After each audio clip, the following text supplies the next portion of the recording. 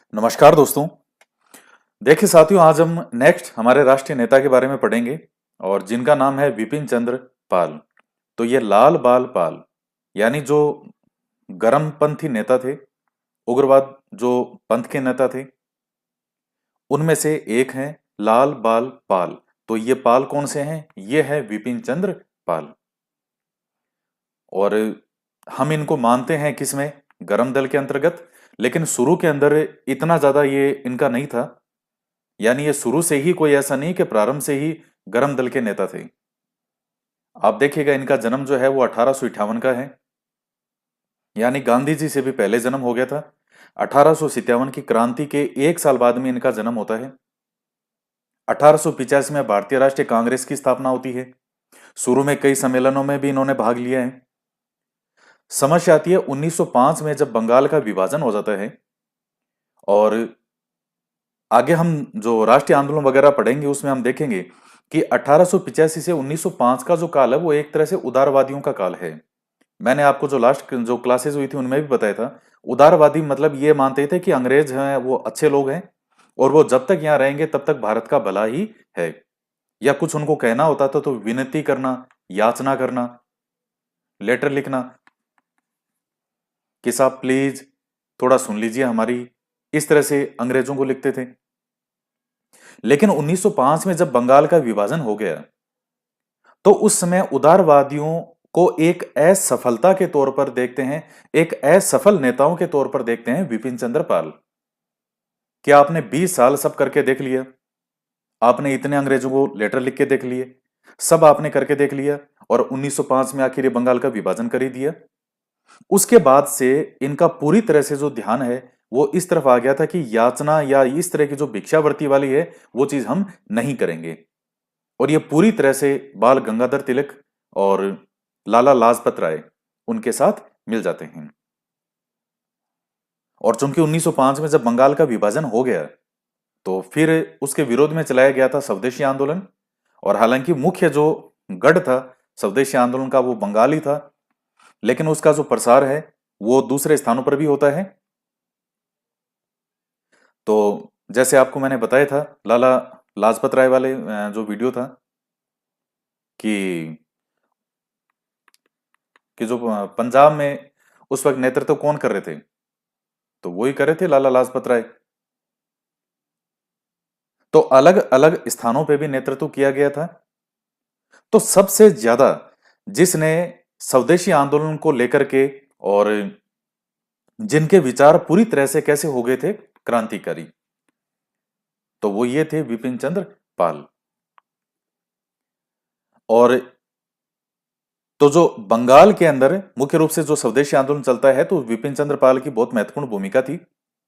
और चूंकि स्वदेशी आंदोलन पर बहुत ज्यादा इन्होंने उस वक्त उसका विरोध किया था, बंगाल विभाजन का, और स्वदेशी आंदोलन में बहुत बड़ी भूमिका थी इनकी।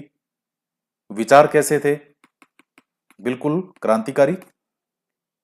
तो इस कारण से विपिन चंद्र पाल को father of revolutionary thought on India, यानी भारत के अंदर क्रांतिकारी विचारों के जो जनक हैं वो कौन माने, जो फादर, जनक क्या फादर, तो वो कौन माने जाते हैं? इन्हीं को माना जाता है।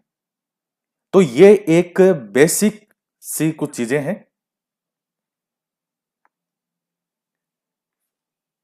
आगे जैसे हम पढ़ेंगे इसी वीडियो में, असहयोग आंदोलन जब 1920 में चलता है तो गांधी जी ने पहले असहयोग जो ये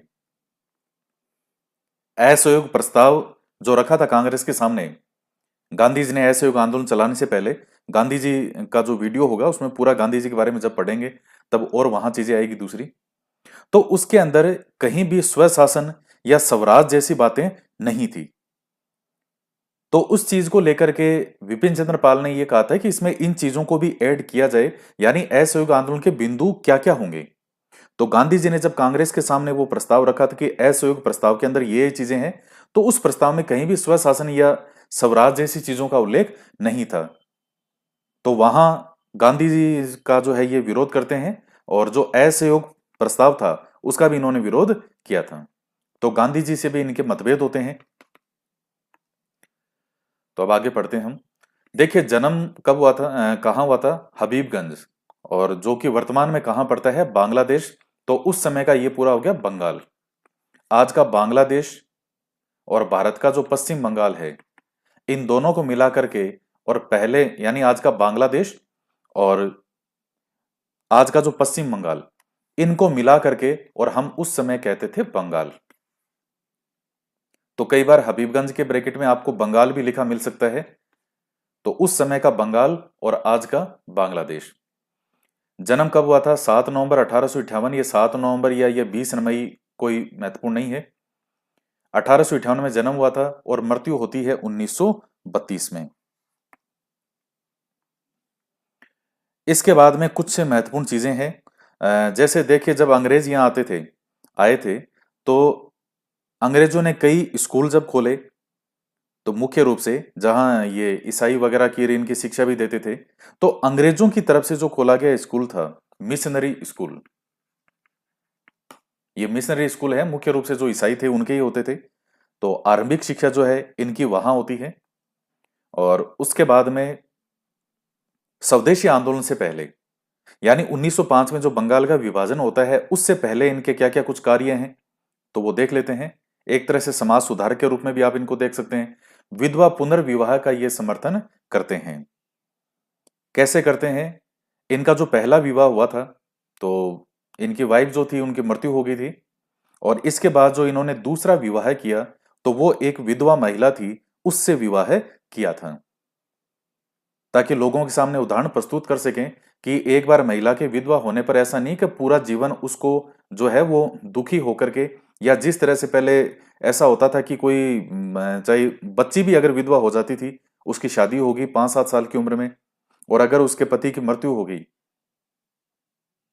जैसे मान लीजिए कोई बच्ची है 5-6 साल की और उसका बाल विवाह कर दिया, और जो सामने लड़का है उसकी उम्र कोई मान लीजिए 5-6 साल ही है, और वो जो लड़का है उसकी कहीं डेथ होगी, तो उस बच्ची को भी पूरी जिंदगी एक विधवा की तरह ही रहना पड़ता था। तो बड़ी बुरी स्थिति होती थी। तो विधवा पुनर्विवाह का समर्थन किया था, और इन्होंने भी एक विधवा महिला से दोबारा जो विवाह किया, तो महिला का नाम तो नहीं पूछते, नृत्य कला जो है, नृत्य कला देवी नाम आता है, जिसे दोबारा विवाह किया था, तो उस महिला से विवाह करते हैं। इसके बाद में 1887 में जो कांग्रेस का अधिवेशन होता है मद्रास में, तो उसमें आर्म्स एक्ट का विरोध किया था। आर्म्स एक्ट क्या है? आर्म्स से मतलब हथियार होता है। तो अंग्रेज जो थे उनको हथियार रखने की सुविधा थी, यानी लाइसेंस लेकर के, और वो अपना कोई हथियार रख सकते थे। लेकिन भारतीयों को जो है वो इसी तरह की कोई भी सुविधा नहीं थी। भारतीय चाहता तो भी हथियार नहीं रख सकता था। तो उसका एक उन्होंने वहां विरोध किया था। और इसके अलावा एक परिदर्शक नाम की पत्रिका और होती है, वो भी ये निकालते हैं, उसका प्रकाशन करते हैं परिदर्शक नाम से। कैसी पत्रिका थी? साप्ताहिक पत्रिका थी, सप्ताह में निकलती थी। तो थोड़ा सा ये बिंदु आप ध्यान में रखिएगा। उसके बाद धर्मशास्त्रों का अध्ययन करने के लिए इंग्लैंड जाते हैं 1898-99 के आसपास। और वहां जाने के बाद में देखिए, इंग्लैंड में जो भी जाते थे, तो वो ज्यादातर कहाँ रुकते थे? इंडिया हाउस में। ये पहले के वीडियोज में सब चर्चाएं हो चुकी है।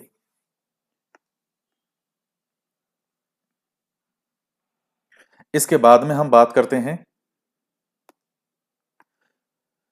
बंगाल विभाजन जो है वो कब होता है? 1905 में। और उस बंगाल विभाजन का विरोध किया था इन्होंने, बहुत जबरदस्त विरोध किया, और स्वदेशी आंदोलन की रचना बनाई थी कि किस किस प्रकार से स्वदेशी आंदोलन चलाया जाएगा। और ये एक बहुत, और मैं आपको बता चुका हूं कि उस समय ये उदारवादियों से इनका मन जो है वो पूरी तरह से भर गया था, क्योंकि इनकी आंखों के सामने 1885 में राष्ट्रीय कांग्रेस की, यानी इन्होंने देखा तो था ही कि इनके देखते देखते 1858 में इनका जन्म हुआ है। तो इन्होंने देखा कि कैसे भारतीय राष्ट्रीय कांग्रेस की स्थापना भी हुई, कैसे शुरू में जो उदारवादी लोग थे उनका ही क्या था, पूरी तरह से इस पे था प्रभाव। और फिर भी 20 साल कांग्रेस के वहां उदारवादियों के द्वारा कुछ भी इस तरह का हासिल नहीं हुआ, कोई भी सफलता ऐसी नहीं लगी इनको। तो इन्होंने ये देखा कि उदारवादी क्या हो गए? असफल हो गए। तो स्वदेशी आंदोलन की पूरी ये क्या बनाते हैं, व्यू रचना बनाते हैं। और यही कारण है कि स्वदेशी आंदोलन के दौरान क्रांतिकारी विचारों के प्रसार के कारण पाल को, यानी विपिन चंद्र पाल को father of revolutionary thought in India कहा गया। तो स्वदेशी आंदोलन की इन्होंने रचना बनाई और उसी के अंतर्गत 1906 में वंदे मातरम पत्र प्रकाशित किया, जिसके संपादक किसको बनाया गया था, अरविंद घोष को। तो ये बिंदु आप ध्यान में रखिएगा। इसके बाद में हम बात करते हैं, और भी एक समाचार पत्र निकालते हैं, न्यू इंडिया नाम से एक अंग्रेजी समाचार पत्र निकला था। और इंग्लैंड जब जाते हैं तो वहां भी इन्होंने स्वराज्य नामक पत्र निकाला था। तो थोड़े से इनके नाम भी आप ध्यान में रख लीजिएगा, ये फैक्चुअल चीजें हैं, फैक्ट वाली है। न्यू इंडिया ये समाचार पत्र निकाला यहां, और इंग्लैंड जब गए थे तो वहां भी स्वराज्य या स्वराज भी लिखा जाता है, तो इस नाम से इन्होंने पत्र निकाला था। और इसके बाद कुछ और महत्वपूर्ण बिंदु हैं। जो ब्रह्म समाज के नेता थे केशव चंद्र सेन, उनके भाषणों से प्रभावित होकर के सनातन धर्म छोड़ करके और ये ब्रह्म समाजी बन गए थे। तो ये पॉइंट भी आप ध्यान में रख लीजिएगा। गांधी जी से इनके मतभेद थे। क्यों मतभेद थे, मैंने आपको बताया, असहयोग प्रस्ताव जो है उसमें कहीं भी स्वराज या स्वशासन, यानी हमारा शासन हम अपने आप ही करेंगे, हमें अंग्रेजों की कोई आवश्यकता नहीं है, तो ऐसा कहीं भी गांधी जी के असहयोग प्रस्ताव में उल्लेख नहीं था।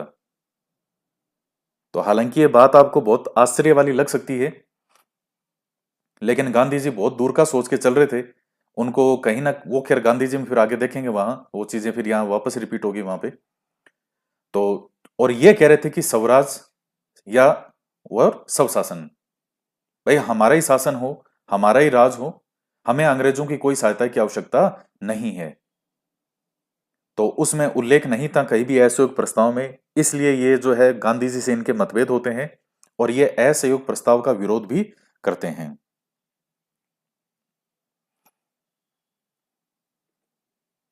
और इसके अलावा जो महत्वपूर्ण बिंदु में बात करें तो जैसे ये गरम दल के नेताओं के रूप में उभर के सामने आते हैं, तो बाल गंगाधर तिलक हैं, लाला लाजपत राय हैं, मुख्य रूप से बाल गंगाधर तिलक। तो उनके साथ मिलके ये जो स्वराज, स्वशासन, ये जो राष्ट्रीय शिक्षा से संबंधित, स्वदेशी, तो इनसे संबंधित कई चीजों का जो है ये यहाँ पर उनके साथ मिलकर के इनको चलाते हैं। तो ये कुछ महत्वपूर्ण बिंदु हैं। कोई बहुत ज्यादा मैटर जो है वो विपिन चंद्र पाल में नहीं है। मैं जितना आपको बता सकता था वो जो है मैंने आपको बता दिया है। बाकी इससे बाहर कोई प्रश्न आने का ऐसा नहीं है कि इससे बाहर आ जाएगा। लगभग आपको मैंने चीजें बता दी है जो हो सकती थी। एक बुक से पूछ लेते हैं। एक तो इन्होंने जो विक्टोरिया थी, रानी क्वीन विक्टोरिया, तो इस नाम से उनकी जीवनी लिखी थी बांग्ला भाषा में। इसके बाद the soul of India, soul होती है आत्मा, तो द सोल ऑफ इंडिया के नाम से पुस्तक लिखते हैं। The basics of social reforms ये लिखते हैं। The new spirit and studies in Hinduism, तो एक ये पुस्तक है।